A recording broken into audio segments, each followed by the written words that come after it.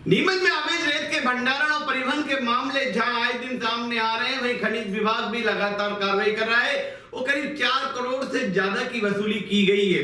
लेकिन इतनी कार्रवाई होने के बाद आखिर क्यों नहीं थम रहे हैं रेत के अवैध परिवहन और ये रेत के अवैध भंडारण।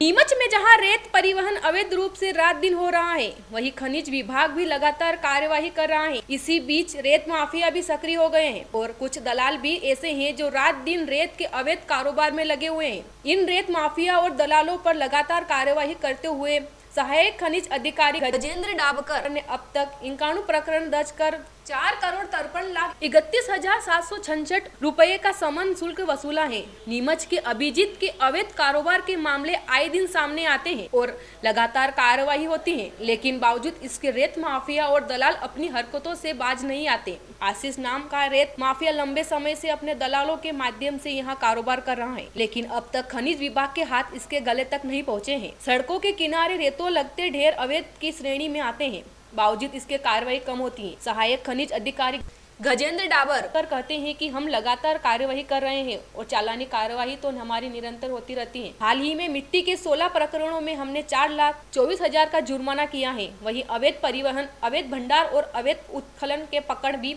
लगातार बनाए हैं। यह बात सही है कि रेत माफिया और दलाल किस्म के लोग नीमच में हावी हैं, लेकिन हमारी कार्यवाही भी निरंतर जारी है। देखिए, जैसा कि हमारे विभाग की कार्रवाइयाँ लगातार जारी हैं। इस माह में नवंबर माह में 36 प्रकरण अभी तक दर्ज किए गए हैं, जिसमें करीबन 5 लाख का जुर्माना किया गया है। और इस वित्तीय वर्ष में अप्रैल से लेकर अभी तक कुल प्रकरण जो है 127 प्रकरण दर्ज किए गए हैं उत्खनन, परिवहन और भंडारण से संबंधित, जिसमें 4.5 करोड़ का जुर्माना किया गया है। जी जी सर, हाल ही में देखा गया है कि नीमच में अवैध भंडारण बहुत हो रहा है। इस अवैध भंडारण के खिलाफ भी आप लगातार कार्रवाई कर रहे हैं? जी, हमारे द्वारा लगातार कार्रवाई की जा रही है। अभी नवंबर माह में हमने 10 प्रकरण दर्ज किए हैं भंडारण से संबंधित, रेत से रिलेटेड, और लगातार हमारी कार्रवाई जारी है। अवैध परिवहन के मामले भी सामने आते हैं, तो उस पर क्या अपनी कोई उड़न खटोला या कोई एक्टिव टीम काम कर रही है?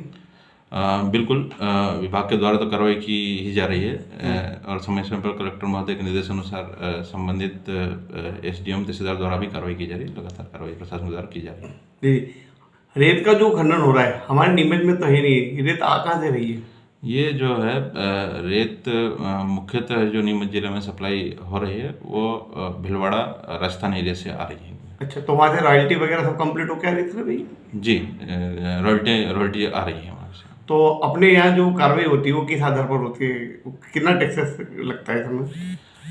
ये अभी गौण खनिज नियम में कुछ संशोधन हुआ है। उस आधार पे वाहन के चक्कों के प्रकार के आधार पे पेनल्टीज निर्धारित हैं, उस आधार पे की जा रही है।